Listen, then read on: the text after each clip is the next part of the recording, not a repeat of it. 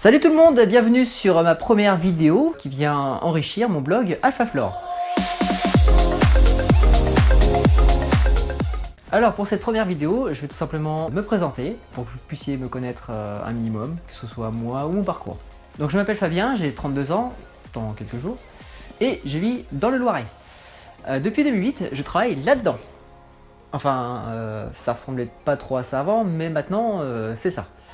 Alors je suis contrôleur aérien.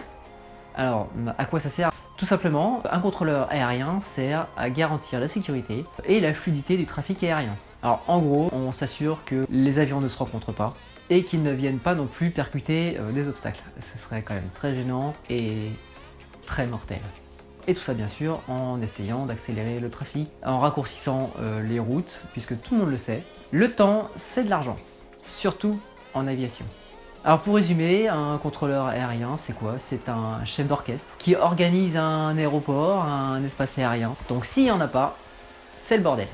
Alors c'est sûr que j'avoue que c'est un super métier, hein, c'est très intéressant, qui apporte beaucoup de satisfaction, surtout quand le boulot est bien fait, que les pilotes sont contents. Ce boulot est intéressant, mais, oui, il y a un mais. Un gros mais même. J'ai toujours rêvé de devenir pilote.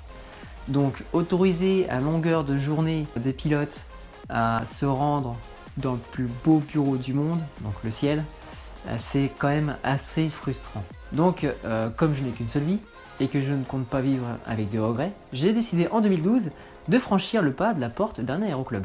Donc 2012, j'ai commencé mon brevet de pilote privé, je l'ai réussi en 2013, s'ensuit la qualification vol de nuit, ensuite la TPL théorique que j'ai fini en 2014.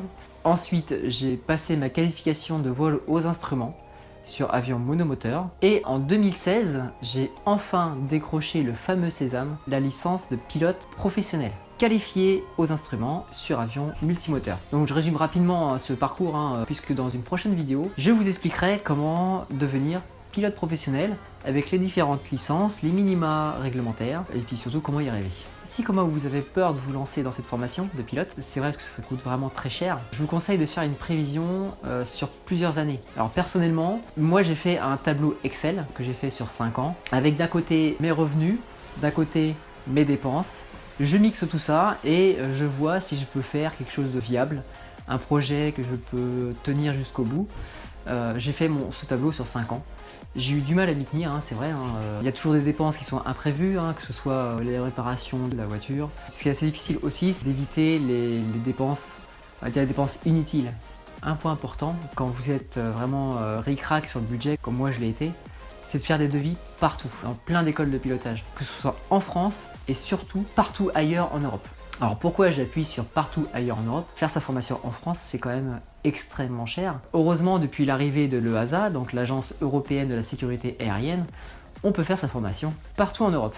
Et en plus, ce qui est bien, c'est que cette licence que vous passerez partout en Europe sera valable partout où on peut utiliser une licence européenne. Alors l'argent ne fait pas tout, c'est sûr, faut pas se mentir. Il faut surtout travailler. Alors travailler. Parce que c'est quand même beaucoup d'informations à ingurgiter. Alors, ne serait-ce que pendant la première partie où on apprend vraiment en tant que pilote privé à communiquer avec les contrôleurs aériens. Après, vraiment la grosse partie théorique, c'est la TPL. Donc là, c'est quand même beaucoup de livres à apprendre, limite par cœur.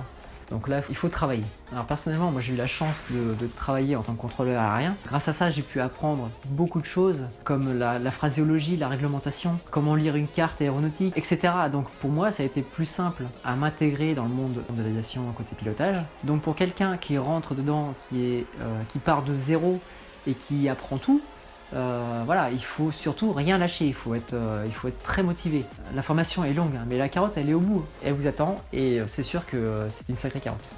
En attendant, si vous avez des questions, eh bien laissez-moi un commentaire. Si vous avez aimé cette vidéo, n'hésitez pas à lâcher un petit pouce bleu ici ou à vous abonner à ma chaîne ici. Et vous pouvez également visiter mon blog où le lien se trouve ici dans la description ou ici. Allez, salut!